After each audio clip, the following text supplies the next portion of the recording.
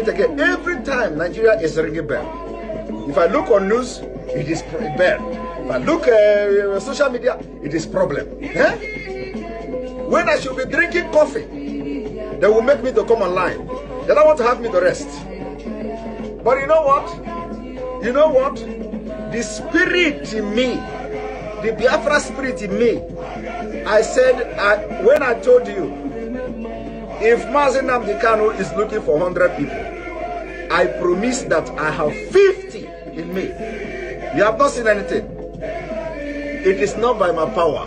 It is not by my power. It is not by my power. But, you know, as my own oru, I am a royal. You understand? Till Biafra come. But today you are going to receive sense. The crypto, Nigeria crypto.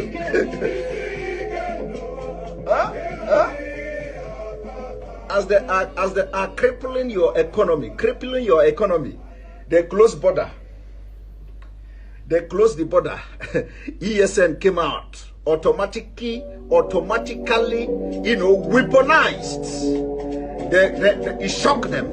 It shocked them. They said, this border no work. Oh. This close of border no work. Oh. Now, how do we stop the funding now of this Sunday or Igbo? How do we stop the contribution? Let us stop the crypto. Because they were following Nigerians, southern Nigerians. Use crypto. We should open crypto. Use crypto. Don't use the Western Union. Don't use this. They say, so these people are doing crypto. Okay, let us slash them. Bah! They are not considering the economic impact of crypto. No. They are not considering how much the crypto is bringing to Nigeria economy. Their agenda is not to make Nigeria progress. No. They have a better agenda. Now you get the point. Now you get the point. My only problem is that why is it that you must wait? Thomas. Was Thomas born in Nigeria? Is Thomas a Nigerian? Is Thomas in the Bible in Nigeria? Are you a lineage of Thomas? Are you a lineage of Thomas? All of you have Thomas blood in your vein. How did you get Thomas blood in your vein? That it must happen to you first before you understand. We hear more. In Anokia, you hear more kind of man. Woo!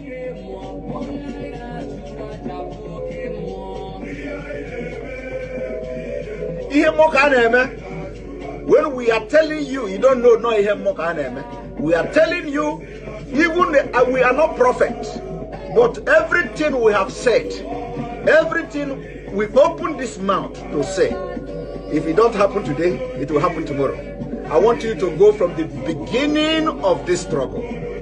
From the beginning. In fact, even the one that we are not sure of, once God asks us to say it, we will say it and God will do it. Hey! Woo!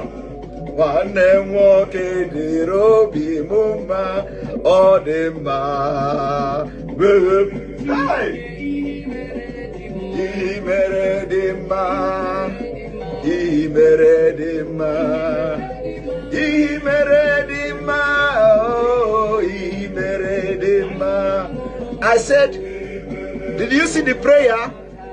May God harden the heart of the leaders in Nigeria so that we will tell them, the world may know that Obi is no longer a boy.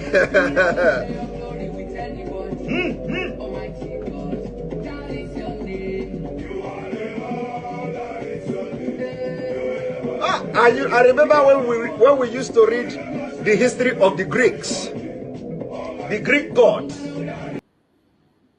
I want you people to understand that the liberation of Biafra has entered the highest stage in the history of Biafra.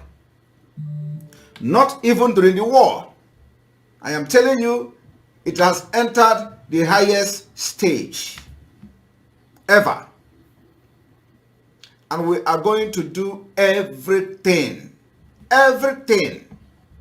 humanly possible in this life to restore Biafra. Everything humanly possible will be done. And I want you people to understand that the Biafra liberation is step by step, segment by segment, plan by plan, executions by execution.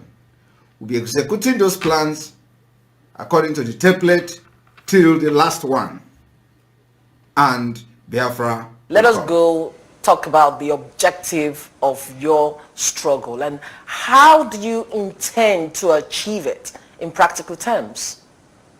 In practical terms, it is civil disobedience. The same way that Reverend Dr. Martin Luther King Jr. accomplished civil rights in America, the same way that Mahatma Gandhi led India to independence out of British colonial rule, the same principles we are applying, and might I add, very successfully too. We will do everything possible to unravel and unshackle the zoo called Nigeria. Everything humanly possible. No stone will be left unturned. We will sacrifice everything sacrificable.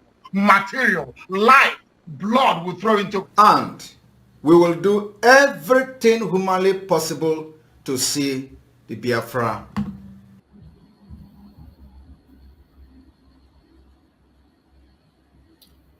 Welcome. Thank you for joining on this program. It is going to be a quick one. I just came because I promised that I was going to come. It's a very, very late hour on my own side. By this time, I'm not supposed to be here, but I have to come because I have promised that I'm going to be there. And again, because of the situation at hand.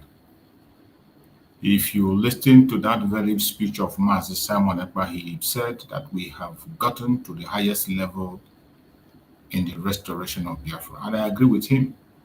I don't know about you. Do you agree that we have gotten to the highest level in the level, this acceleration of Biafra? I agree with Master Simon Ekpa 100%. Even in his absence and his presence, don't think, you can say that, okay, because he's not here now, we are no longer in that highest level. We are in the highest level. And I want to let you understand that the struggle for restoration of Biafra has not stopped. It did not stop with Mazen Nandekan. It didn't stop with Mazen Samuel Ekpa. They are still fighting on the highest level ever. That statement that Mazen Samuel Ekpa made is very, very important. That we have gotten to the highest level. You can imagine where we are today. And that is why I also say that we have gotten to the elastic limit. Today, the enemies are throwing every single thing they have, both spiritually and physically. And at this point in time, many people are going to fall out. Many people are going to fall out. But I urge you to be strong. Our leaders are going to join us by the special grace of Chukwu. At this elastic limit where we are, the only thing they can do is either to cut the rope or bring us together. That is the highest thing that can happen. Today, Mazen Nandekano is in the zoo. The zoo have stretched his case to the highest level, going front and going back, going front and going back, and it is clear they have nothing against him. The same thing with Mazen Simon Ekpa. The Finland authorities are playing their delay tactics, and I bet you they are going to get to the elastic limit also. The true adjournment we have now is very, very crucial. At the highest level, there has never been a time somebody was detained in the Western world about the issue of Biafra. There has never been a time where somebody stood the case of Biafra in an international level. I mean, stand in court because of Biafra in the Western world. This is the very first time. Mazi Simon Ekpa is standing on international level today representing Biafra on an international court, not in Nigeria. And the type of in the aspect of Nigeria, there has never been a time we got to this stage. So when you hear we are on the highest level, that is where we are. And that is why you must prepare yourself for what is coming. A lot of propaganda, blackmail is going to still come. It has not ended. But I urge you to tighten up your belt and brace yourself up. Brace yourself up. Brace yourself up. I said that 3 times because things are going to happen. A lot is happening already, and many things more are going to be revealed. The kind of propaganda that is out there today and the kind of Biafrans we have requires that we come often and on to remind Biafrans to hold their heart and mind the decision they take. I have said this several times, don't speak about an issue except you are sure. Sometimes you see some people come to a program, they make some necessary comments and they try to cover up what they do not know or defend something they're not too sure about. You must be very careful what you are defending. You must be very careful what you are defending. If you are not sure of what you are saying, you better keep silent. You better keep silent. If you're not too sure, you better keep silent. Because most of the time we support what we don't know. We defend what we do not know. And that is why I always say, know the Biafra you want. Know the Biafra you are defending and why you are defending it. As for me, I know what I want. I know what I'm looking for. And that is why I don't get tired. Because see, sometimes almost when I'm falling asleep, I still come online to spend 1 or 2 minutes and then go back. Sometimes I'll be broadcasting until I fall asleep. Several occasions I broadcast until I fall asleep. Not because I want to do that, but sometimes when I'm being woken up and my spirit tells me to go out and speak, I don't know who I'm going to talk to. I don't know why I was told to come out, but I have to come and speak. Even if it's 1 minute, I will come and do so.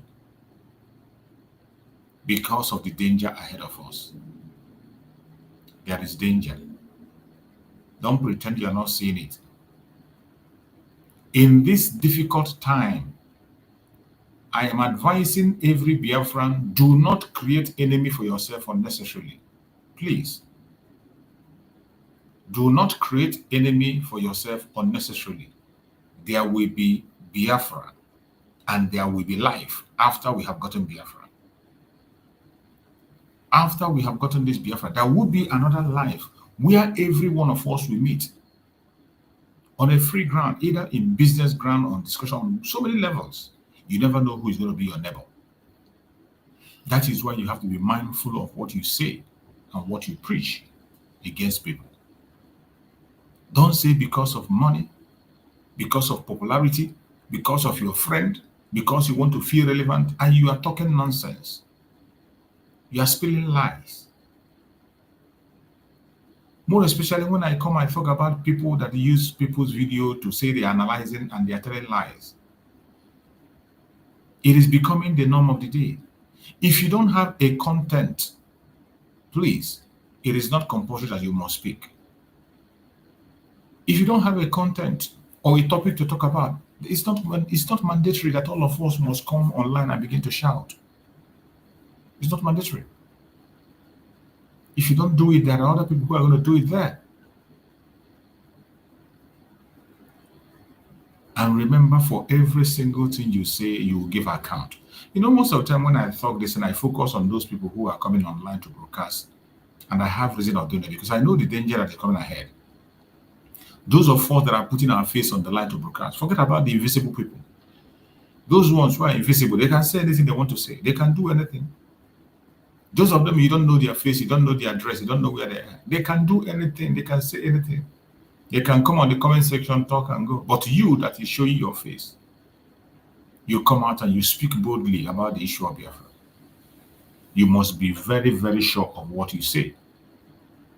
If you're not sure about it, don't speak about it. It's better you keep silent and observe. Keep silent and observe. Exactly. That is what I'm talking about. Please don't create enemy. Please. Let's be united this period. That is what I'm talking about. We need to be united. It's not time to create enmity. It's not the time to fuel enmity or try to create chaos. We need to have that spirit of tolerance. When the problem is coming, try as much as you can on your own to quench that problem. We cannot all be perfect, and we cannot all speak in the same tone.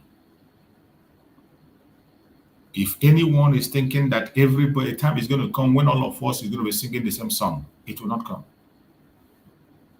If you know what the Biafrans are, Republicans, you should know that everybody have their opinion. And when they bring that opinion, even when the opinion does not augur with you, please be patient and address them silently. Address it. This message is for everybody, both the big, the small, whether you are a commander or not a commander, whichever position you occupy. Try to have that spirit of tolerance and listen to people. So many problems we are facing in this struggle today would have been something that we solved. More especially in this phase we are today. Many things that is happening are things that are avoidable. There are some of them, many of them are avoidable. There are things we can avoid. But we allow our ego, our greed, we allow our own personal interests to occupy our heart, and we could not allow time for understanding, for reasoning. We could not allow that tolerance. You just want to be whatever you say is what is going to happen. And this is becoming the nature of every single one of us as Biafrans. And it's not helping us. We have enough division already. We have had enough. More especially for those of us who are genuinely coming out to speak. You people are making things more difficult for us. Those of us who are genuinely coming out to seek for this recognition, we are so much interested. For me, I am interested in that recognition. There is nothing else that bothers me except to be able to do something that will make people recognize us and see us as reasonable. Stop making us to look unreasonable before the whole world. Stop making us. I don't know whether if some people take time to go back and look at what they are doing, the damages they are doing. The video you make, did you go back and watch your video, what you said and how you said it? Why would we continue to hurt ourselves and destroy ourselves? Why? Some people are very good in fueling things. When something, interpret it in a different form to create chaos. When somebody make a genuine statement and show a genuine concern, instead of you addressing the concern, you begin to interpret it in a different form, just to create problem. Just like Master Samanaka said, that some people come and they begin to pretend and make it as if there is a problem where there is no problem. And we have gone on that path today. Many people have fallen apart. People who are not supposed to fall out are falling out. People that are not supposed to fall out are falling out. It's painful. It is very, very painful. The kind of things that are happening in this struggle at this time, it is painful. In a very short space of time. It wasn't like this during the time of Mazin Nandikan, even though we know we had a problem. Even though we know we had a problem, but it did not degenerate to this level that we are now. It did not degenerate to this level, to the lowest of the low. Today, we are at the bottom. We are at the bottom. There's no, after this level, I don't think there's any other level you can go. After this level, I don't think there's any other level you can go. Where people will come and just open mouth and say anything they like. Not minding whether if it's making sense or not. Where everybody feel that they are captains.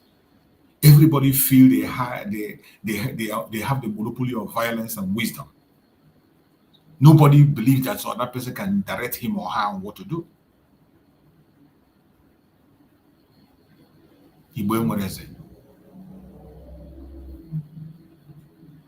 That Igbo doesn't mean that we cannot respect orderliness. We are not orderly. We are orderly people.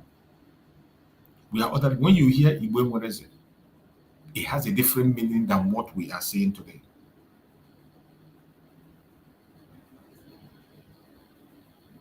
You are allowed to make your opinion. Your opinion. And anybody that is around should be able to grant you audience. We should be doing what we preach. Just like in my platform. Anybody that comes here, I grant you audience. And I say it in most of my program before I start, that the platform is for everybody to air their opinion. You are entitled to your opinion. I don't gag people. And I don't expect anybody to gag anybody. If you don't hear people out, put your ears on the ground and listen to people. You wouldn't understand. I have encountered so many people on this very platform several times that misunderstood some information because of the way it was presented to them. They misunderstood it. But when they come here, present what they think that thing is, and we engage them and straighten it up, you find out that they fall back and begin to understand it better. But when you don't give the people a listening ear, you don't give people listening ear, you don't want to listen to anybody, you want everything to end with you, it's not going to work. Biafrans are not those kind of people. Biafrans are Republicans. We sing it like music every day. Biafrans are Republicans. And Republicans, you allow people to express themselves. People like to do things their own way. But at the same time, we need to have a focus on where we are going. I have spoken several times about collective interest, collective interest. I don't know how else to preach that message of collective interest. We have talked enough about it, and it is high time. It is high time every one of us begin to take responsibility. I feel pained in what is going on today. There was never a time if I was told to predict by this time last year, I never expected by now we'll be discussing what we are discussing.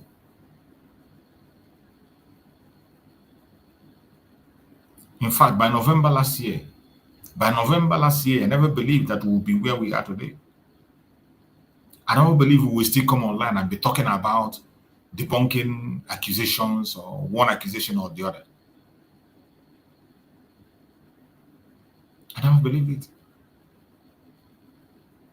It is very sad. Just like I said when I was doing my morning program, every one of us should know how to manage information. We should know how to stop, to be able to handle things before they go out of hand. We should know how to manage conflict among ourselves. It is high time we learn how to manage conflict among us. That is what we are lacking at this present time. Mazi Nnamdi Kanu did it very well. He was able, sometimes you ask, how did Mazi Nnamdi Kanu manage all these criminals around him? He managed them perfectly well. It doesn't mean that he was not seeing them. Mazi Nnamdi Kanu was seeing every one of them. But he doesn't want to engage in that battle. He doesn't want to engage in that front and back because they will keep him stand still.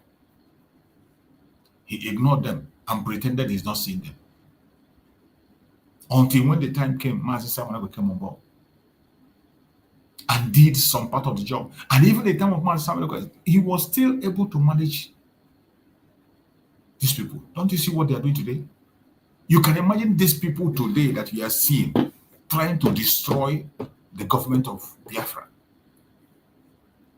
People who were there with Mazi Samanago, do you think he didn't know them? Mazi Samanago knew every one of them. He saw them. Even in the meetings that were held in the cabinet, you see how he spoke to them. You see what he said about them. You see how he won them time and time again. But he was able to manage them so that things doesn't blow out of proportion. He was able to manage them. And sometimes you'll be wondering, how could Mazi Samaruka be able to keep these people up to this time? It was necessary. There are some battles that are not necessary. There's some battle you engage in, it will keep you stand still. Some battle will keep you stand still. You will not move. So when you see a battle that is programmed to keep you focused in one place, what do? You ignore it. Pretend it doesn't exist. Don't give it attention. But we are still making that mistake at this time. We have to learn how to give listening ear to everybody. It doesn't matter your position. It doesn't matter how rich or how poor the person is. It doesn't matter the rank you think you are, your position. Give listening ear to one another. It's a general advice for everybody. We need to be giving listening ear to ourselves. You are now making it difficult for us to come and talk about the recognition of Biafra. I don't know how people feel. I feel different because I know in this media, I've been here for a very long time. I meet people. Some people call me privately and talk to me. I speak to people privately and online. So you are making the job much more difficult than it was before. You're making it more difficult. The time we used to engage people for the recognition, you use it to begin to explain and explain and explain and explain. Why is it that your people are fighting themselves? Why do you have many factions? Why is it that this is happening? Why is it that this one is doing this one is doing that? Then you spend all the time you will use to present the case of Biafra, you begin to use it to explain why this and why that. It is not helpful and it's not healthy. And we cannot continue on this path. I don't know how each and everyone is feeling, but I feel really bad the way things are going. I feel really, really, really bad the way things are going. I must say the truth. I feel bad. And as I said in the morning, I don't have any other option, and I don't see any other option. Biafra is the only option we are given, and we will try as much as possible to make sure that we get this Biafra. No matter what the enemies are doing, no matter what they say. The zoological republic called Nigeria, we know, they are bent on destroying us. Nigeria has nothing to offer you and I. Our life is in our own hand. At this point in time, Nigeria they don't have mercy, and they will not stop. You think they will stop? You see, already they are talking about the election. And already some people are already changing their focusing on Obi. I could remember last time, by this time already, we have started giving warning about the election. We have started the message of election. But today, we are still busy in the infighting, debunking and debunking. And you see some people are already being carried away by the wave of election. Some of us Biafrans today, you go to their platform, they have started again. They have started promoting P2B. Even when they know that P2B is going nowhere, they know that P2B is never a solution, will never be. I always tell people, you think that P2B is much more better or smarter than Goodluck Jonathan. You're a fool. If Nigeria were to get it right, it would have been during the time of Goodluck Jonathan. If Nigeria was to be good, it would have been during the time of Goodluck Jonathan. You remember the Constitutional Conference which he started? That was a step in the right direction. But they never allowed that Constitutional Conference to see the light of the day. Even when they took the result of that conference and gave to Buhari, Buhari said he would never touch it, and he folded it and threw it to the trash. Up to today,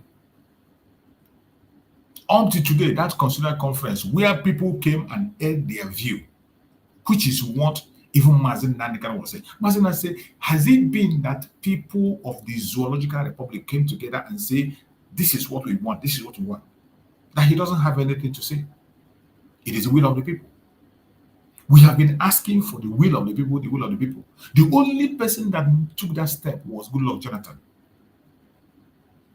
But they couldn't allow him to finish it because they know where he was going.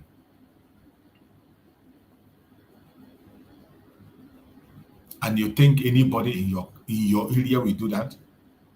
P2B will not even have the balls to do what Goodluck Jonathan did. He won't have that balls. Is it not this one that is begging everywhere? Going to Sokoto to beg. You go to Sokoto, you beg. You go to Emir of Kano, you beg. Everywhere something happening in the north, you go there and prostrate. You turn to a Muslim and begin to behave like Al-Majiri just to be a president. And today, look at the alliance he's going into. Alliance with Atiku Abubakar and El-Rufai, the terrorist. And some of you still think somehow it's going to work out. The same El-Rufai that brought this Tinubu you are seeing today. The same El-Rufai that brought Tinubu. Somehow he didn't get what he wanted. Maybe he was seeking for vice president. And today he has come back again to begin to speak on a different tone. Going into alliance with your Peter Obi. And some of you are buying into it. Peter Obi that cannot even rebuke Nigeria for the attack against his own people on his behalf. The attack that was made against the Biafran people in Lagos State was because of Peter Obi. The destruction of lives, destruction of properties was because of Peter Obi. And he never spoke about it. But when his own personal property was attacked, he came out to speak. That is the person you want to go and follow. There is no hope for us in Nigeria. There is no hope for Nigeria. Some of you who think there's hope, I really don't know where, I don't know who is giving you people that idea. That somehow there is something you're going to do and Nigeria will become better. I don't know. I don't know how you people arrive at that. A country that is created to destroy everything around it. A country that is created to destroy every of its citizens. I don't know the kind of revelations you want to see before you believe what we are saying. Commodore Lumi made a revelation that we will play over and over again. That revelation of Commodore Lumi, if that revelation of that man did not change you, what am I going to tell you to make you believe? If you did not change because of that very revelation made by Commodore Olowumi, a security officer that has security informations made that revelation. If you are not touched with that revelation, what else are you going to be touched with? Why would anybody in his right senses be speaking about the election at this point in time? Why on earth will anybody in his right senses be talking about the election at this point in time? I can't understand it. I can't understand it. Everything that has to be said is said. Every revelation has been made, and yet people pretend that they are not seeing things that are happening. You can continue to pretend. You can continue. What our duty here is continue to refresh your memory. Even when you pretend, when you come and pretend that you have forgotten, we will bring it back. Because that is what you are known for.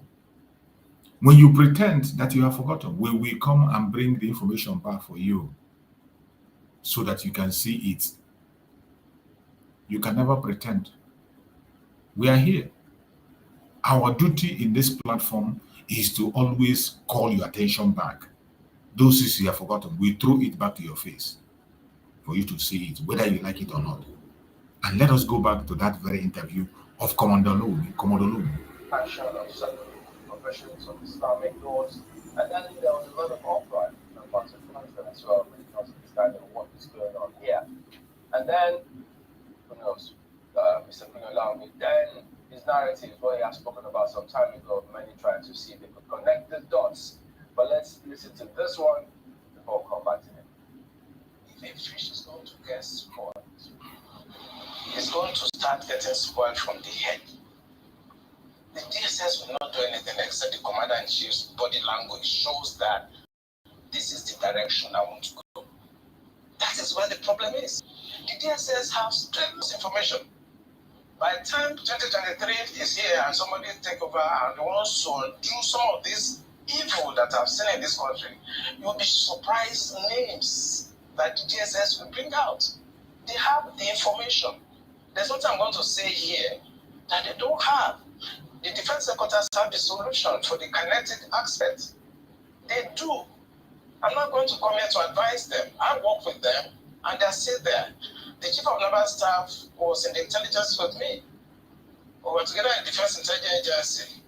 That's Vice Admiral Gambo. I know these people are good. They know what to do.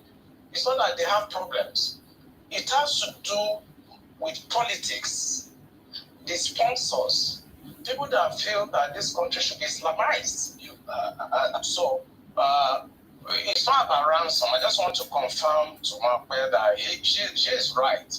It's not about ransom. They just want to pass a message. We can come in. We can do what we need to do. And there are some hardliners in this government that are sponsoring this kind of narratives.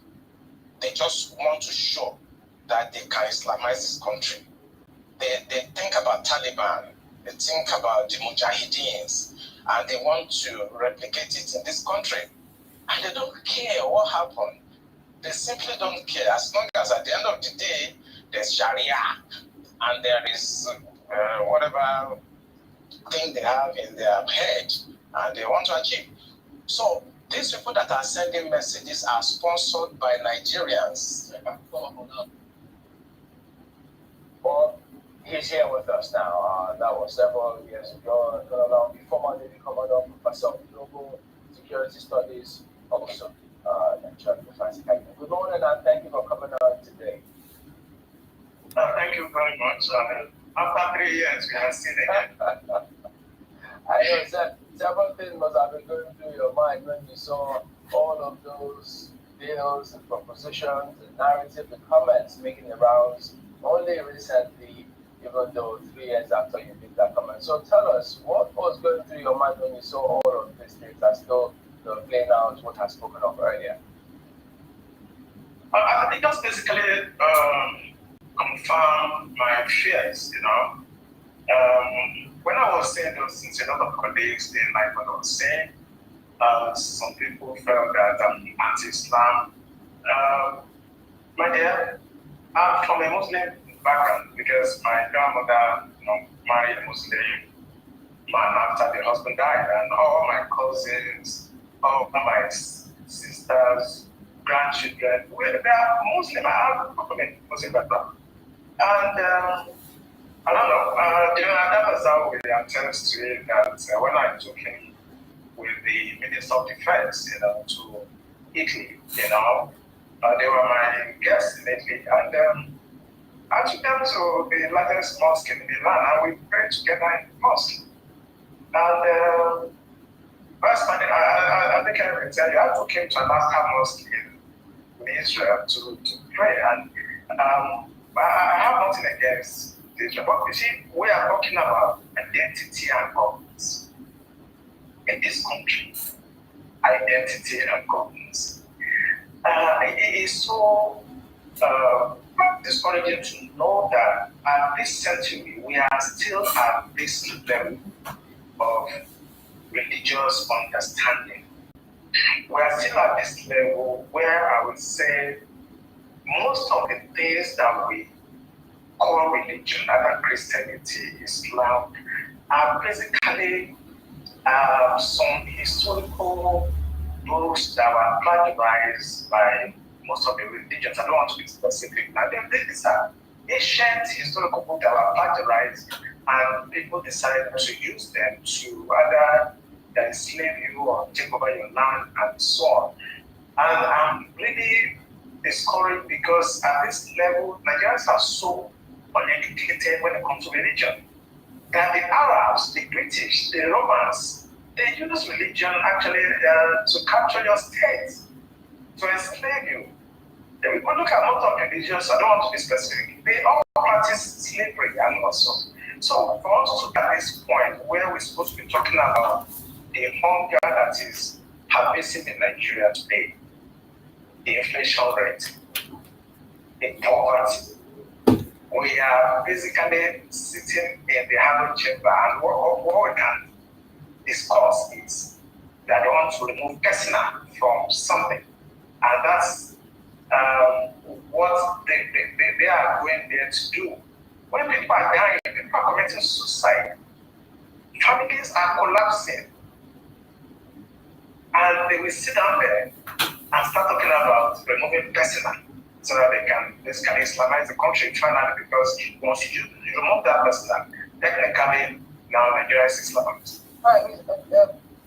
I want to be able to get the understanding of that, because the sections that were sought, the places that they were looking for amendments to sections 24, 262, 277, and 288.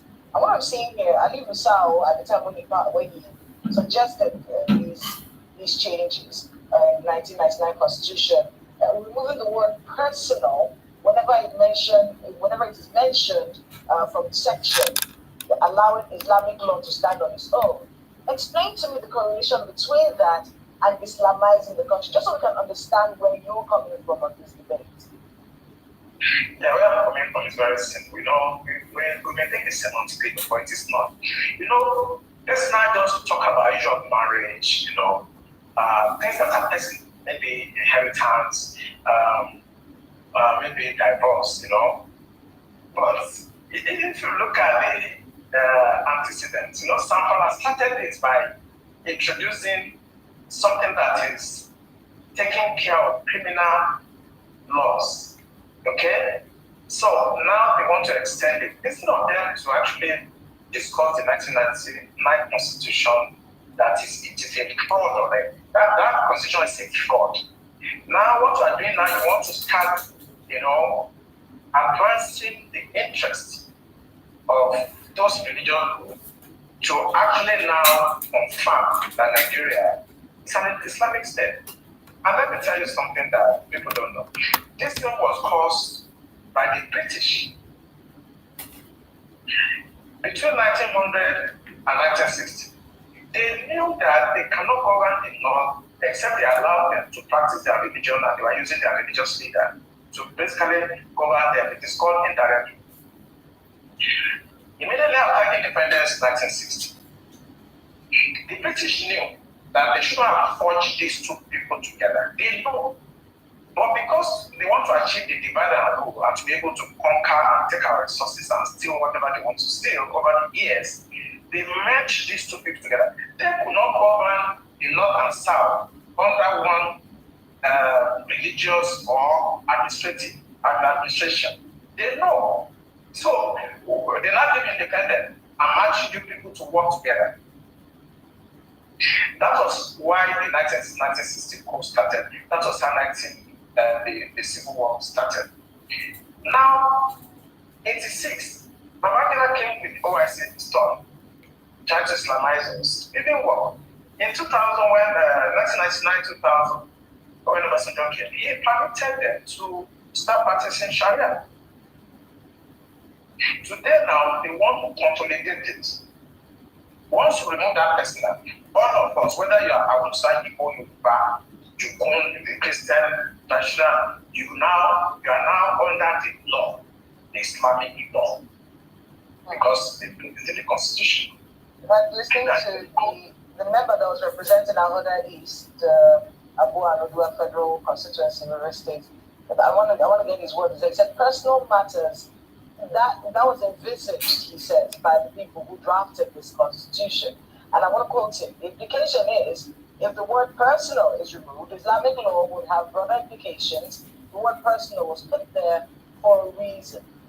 Let's talk a bit about this whole conversation about Islamizing the country with our population and our dynamics. Is it possible that someone can sneak this in at some point and force all of us under some sort of regulation that we do not ascribe to? Is it possible that this can happen in this country? It is possible, and don't be deceived. It's going to happen. Constantinople, today's Turkey, they were almost 98% Christian before now. Today, they are. You see, this question of is it possible that they always ask in the media. Some of us Biafrans even don't believe that Nigeria can be Islamized. And some people continue to deceive themselves and is it possible? It is already happening and you're saying is it possible? When people have to go boldly to drop a bill to expand the Islamic law, to order people, whether you are a Muslim or not, that you must have to be under Islamic law. People were bold to go to the Senate and to pass such bill. Here. And you're asking, is it possible? And you hear the reply this man is giving here. It's an Islamic country. I mean, I did Islam in my master's program, and I was trained by Professor Rejection. He's a Persian, he's an Iranian American. And I scored A, that's excellent in Islam. So I know them. It may take them 1,000 years. You see him? To Islamize Nigeria. So you didn't hear that? That it might take them 1,000 years. All of us will be dead after some time. Our children that don't care, or this Gen Z will come, they will still Islamize this country. If they can do it in Turkey, today's Turkey, what stops you? Why do you think they won't do it here? Except we take steps now, because we are the ones that are talking about these things. Our next generation in 50 years will not even care. You understand? So I'm thinking that if some part of the country, I don't want to be specific, if they feel strongly about an ideology, a religious, but I think they can restrict it to their area. And I think maybe Tinubu should do well by developing decisions, regional autonomy, where everybody should organize themselves. Or at worst, let the country actually go apart and you can do whatever you want in yours. That is the word. The only thing that will make Nigeria not to be Islamized is to break up the country. Everybody go apart. You see how he used the language go apart. He doesn't want to use break up. He decided to check a different language, go apart. Go apart simply means break up the country. Everybody go his separate ways. This man made it clear that that is the only solution, except that even if it takes them 1,000 years, they are going to Islamize our country. Many of us, we are up to 50 and more. In the next years now, in the next 30 or 40 years, many of us will be gone. And the young ones who will be here at that time might not even have interest in this thing we are saying. Today, when we are talking about Biafra, how many Gen Z you see talking about it? How many Gen Z you see posting about Biafra? When we are talking about Biafra, what is happening? How many of them, they are busy watching comedy? They are busy watching drama, watching comedy. You can imagine when every one of us that is speaking today, when we are gone, our own children are busy watching comedy, but their own Almajiri are busy trying to sink the Quran into the Atlantic Ocean. You see the difference? Our own youths are busy pursuing Western life. Western life, they want to go and live in abroad and never have to come back at all. The aspiration of people, young youths in our own side, the aspiration of the youth, the Gen Z, the aspiration is to leave that country for them. They don't care. All this, your agitation, talk online, they don't care. If they come online, it's to come and shake their nyai, shake their boobs. And they come there, they watch comedy. After watching comedy, they go to, what do they call it? Where they look for husband and wife. After that, they are gone. They're not interested in this things we are doing. The Gen Z are not interested. Meanwhile, the people we are talking with, they are more than prepared. If you think they are not going to Islamize Nigeria, you're a fool. You see why when I see my beloved brothers and sisters gossiping instead of fighting the cause of Biafra, I feel ashamed of myself. It is sad, but it is what it is. Let's hear him. All of us will be dead after some time. Our children that don't care, or this Gen Z will come, they will still Islamize this country. If they can do it in Turkey, today's Turkey, what stops you? Why do you think they won't do it here? Except we take steps now, because we are the ones that are talking about these things. Except we take steps now. In 50 years, we not even care. You understand? So except we take steps now, they will definitely Islamize. And I want you to listen to hear the steps he's talking about. Break up. Except we take step now. Listen to him. The person that is talking is top security man in Nigeria. Commodore. A Commodore. This man you're saying, a Commodore who has fought for Nigeria on different secret missions. He has gone for so many secret missions and so many secrets in his hand as he's speaking. So now he's abroad. He's not in Nigeria. He's giving you a black and white knowledge of what you're supposed to know.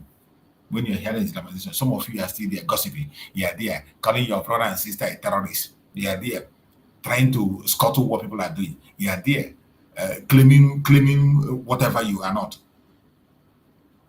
I'm thinking that if some part of the country, I don't want to be specific, if they feel strongly about an ideology, a religious, but I think they can restrict it to their area.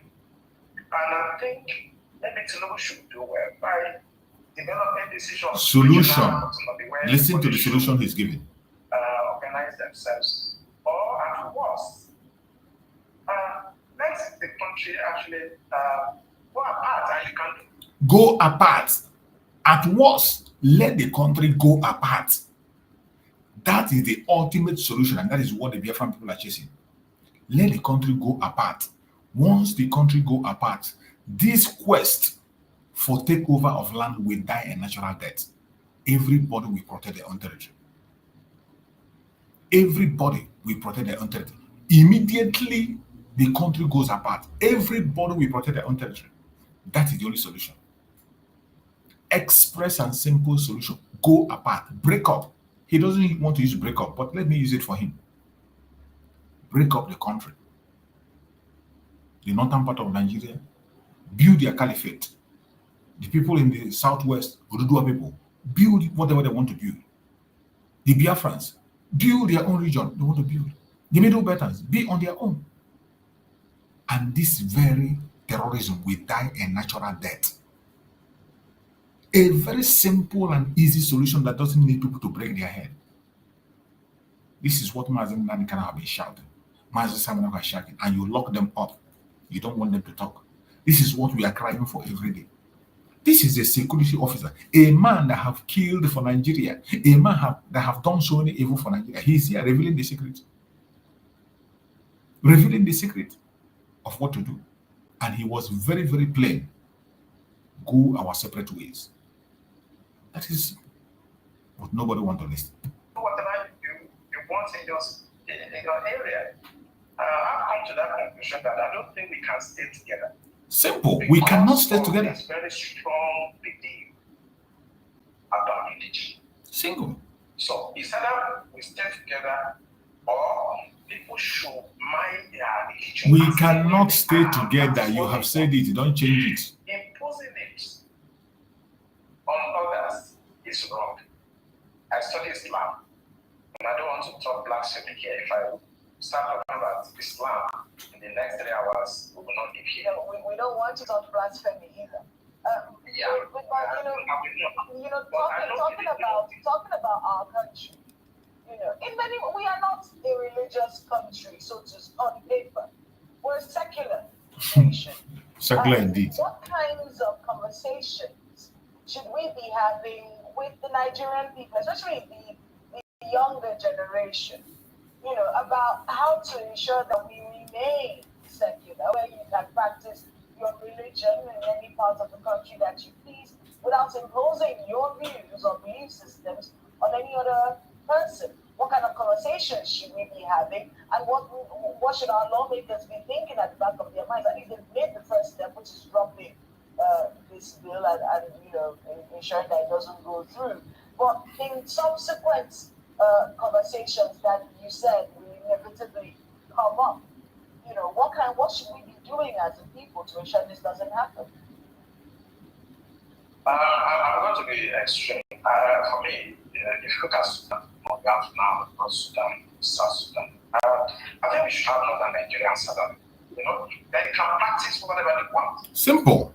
There's no dialogue because they will not stop. Exactly. Did you hear him? This man said it clearly. There is no dialogue because they will never stop. He said it. There will be no dialogue because the people that want to Islamize Nigeria will never ever stop. So the best thing is go your separate ways. He made it clear. Look at him, a one Nigerian, look at the flag at his back. Oh. But he is still telling you, he has that courage to tell you that it will not work. With the flag at his back, he said, it is not going to work. But you, a Biafran, you are busy gossiping and talking rubbish. You are busy fighting your own brother. You are busy sponsoring evil against yourself. This is a man that have worked for Nigeria, done so many evil for Nigeria, stay standing for one Nigeria. Look at the flag at his back, but he's telling you the only solution is breakup. A solution Mazen Nani can have found more than a decade ago and continue to pursue it. The same reason why they are holding Mazen Nandekan is what this guy is saying is as a solution. The same reason why Mazen Samaroko is detained is what this guy is profiling as a solution on national TV channels. But if you let everybody go their way, maybe you have to know they remain there and you have the sovereignty down south, then you can do what you want. But if you remain and you think you can talk to your Jersey and people that don't care about anything, they don't care. It took hundreds of years before Turkey, Constantinople, Istanbul was converted completely today. And if you look at history will tell you that you cannot assuage these people. Who owns those banks? I did a lot of research, and I want our audience to go and find out the owner of Taj Bank and the other bank. Then the picture will start getting clear to you. We have the Jaiz Bank and you have the Taj Bank. It is an open source information. Go on the internet, the board of directors, you will see the shareholders. I don't want to mention them on national television. Go and do your research, and you're beginning to understand. You begin to understand what I said, that people are sponsoring terrorism because they want to Islamize Nigeria. Now Tinubu has come, and it's a little bit very hard on them. That section, the kinetic approach is failing. So they are now trying to bring it through the constitution, or to legalize it. If we cannot go through the bush and kill as many people, and they are still resisting us, and this man has come and is fighting this is just killing all the fighters, then let us go to the house and bring it in through the back door. We just remove that clause, personal. They will not know, they will not pay attention, they will just, and that is it. They will still do this thing. Go and find out the owners of those banks. They are the ones sponsoring these narratives. And I always say it on television, go after the sponsors. Those guys clicking in the house, they're just paid to do that. And with time, they're going to bribe the remaining ones, and they may pass it. If not this year, it may be 10 years time. If it's not 10 years time, it may be 50 years. They are going to Islamize this country. But I think the solution, what we should discuss with people, maybe we should try to understand we are not the same people. The North and South are not the same. The British understood. That's what they are doing in Darego, and they deliberately march us so that we can continue to fight like this, and they can continue to take our resources away. Speaking about the British, there are several theories out there in terms of all of this Chatham House moves and why our leaders always go to the West before elections. Do you think that the influence of the British about this particular matter and more is significant? Has it waned? Is it still growing? What should be done about it? No, what the British did is just like what the Belgians, the like the French, it's the same method of giving you independence, but they know that you are not independent. Why do you go to Chatham House? Igbo recently wanted to talk about Yoruba nation. I saw him in Britain trying to give them letter. Why do they do that? It's because they have very strong influence. They don't be deceived. British are very soft. They're not like the French people. They're not like the Russians. Okay, they're not like the Chinese. Very subtle, very clever. They are the one that is making this happen because it benefits them. You can't be Nigerian if you don't get the blessing of the British. What is their benefit though? The British benefit? Yeah. It's economic. There's no other thing. It's just to be able to take your resources. Look at Sanfara, look at all your gold and things that mining every day. It's not going to the CBN coffers, it's going to individuals and the British and the Arabs also that are actually orchestrating some of these Islamic things you are seeing. Jais Bank is one bank. They are external. They are sponsoring these narratives and they are benefiting by taking your resources away because they have some foolish Nigerians that they can use to help them to cut away your uranium, your gold, your silver, and so on. That's why all the time we never get leadership right. They are the one. And I don't want to talk too much, including the United States. You cannot be president in Nigeria if they don't actually give you their blessing, including France now. France is very strong. They have very strong influence on us. Of course, that's the real Tinubu is I don't going think they know about the line, but the French seems to be completely. So wait, how are we dealing with all of this? If France is strong, but they have influence on us now, what about the US and China? Former President Buhari would have a lot of loans of China. So all those countries have influences here. Yeah, it's a new scramble for Nigeria. Now they are trying to strategize. But I tell people, I lecture. I'm a lecturer, and I said that, governance is not a rocket science. You need three indices. The first one, you need somebody with an intellect. Okay. The second one, you need.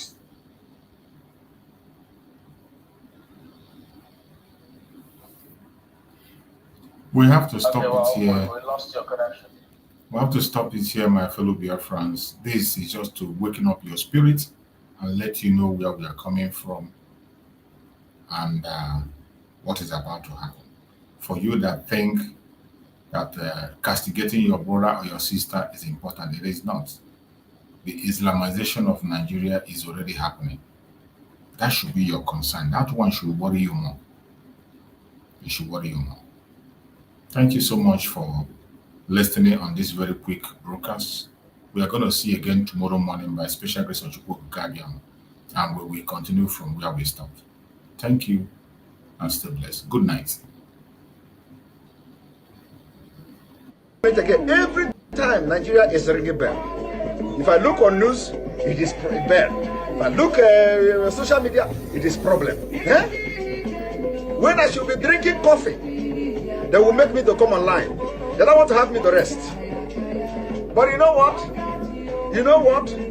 The spirit in me, the Biafra spirit in me, I said, when I told you, if Mazi Nnamdi Kanu is looking for 100 people, I promise that I have 50 in me. You have not seen anything. It is not by my power. It is not by my power. It is not by my power. But, as an eke oro eke. My own oro, I am a roy, arucha ike. You understand? Till Biafra come. But, today you are going to receive sense. The crypto, Nigeria crypto.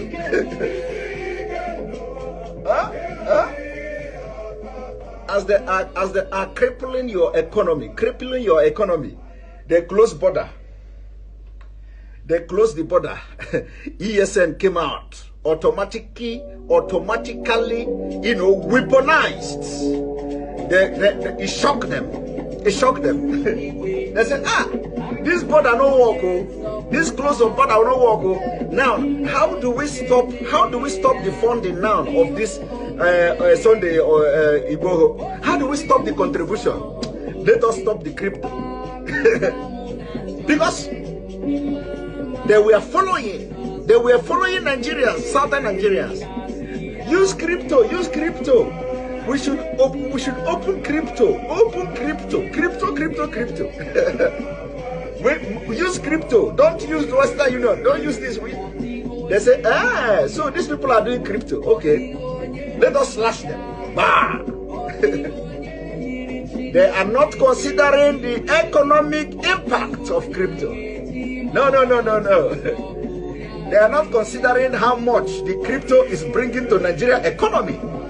Their agenda is not to make Nigeria progress. No. They have a better agenda.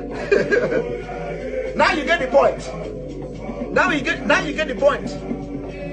My only problem is that why is it that you must wait? Was Thomas born in Nigeria? Is Thomas a Nigerian? Is Thomas in the Bible in Nigeria? Are you a lineage of Thomas? Are you a lineage of Thomas? All of you have Thomas blood in your vein. How did you get Thomas blood in your vein? That it must happen to you first before you understand. We hear more in Anokia. You hear more kind of man. Woo!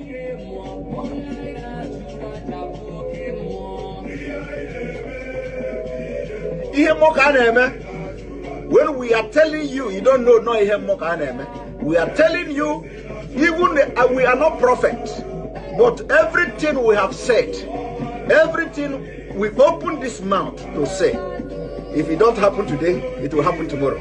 I want you to go from the beginning of this struggle. From the beginning. In fact, even the one that we are not sure of, once God asks us to say it, we will say it and God will do it. Hey! Woo!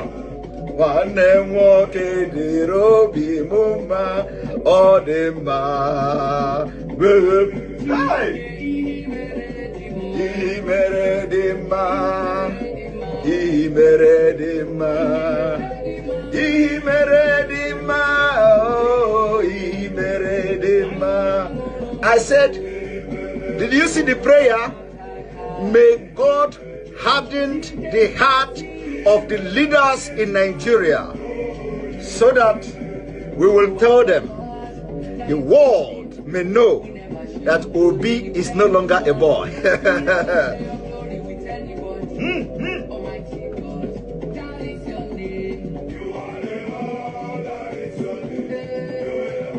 I remember when we used to read the history of the Greeks, the Greek god. I don't know, of course we don't read all those things in Africa. The history of the Greek gods. Medusa.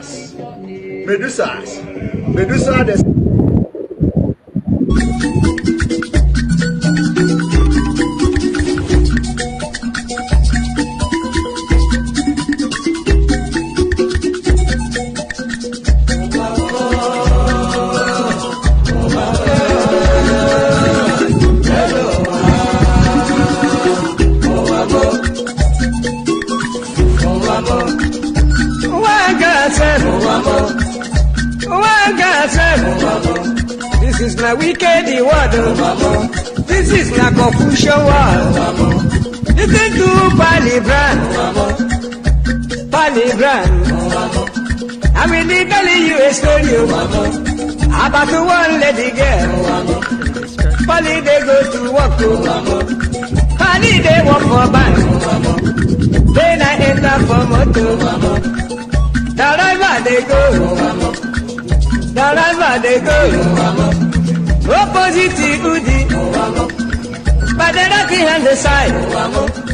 Along the school road, I see people run, I see people run, Then I ask the driver,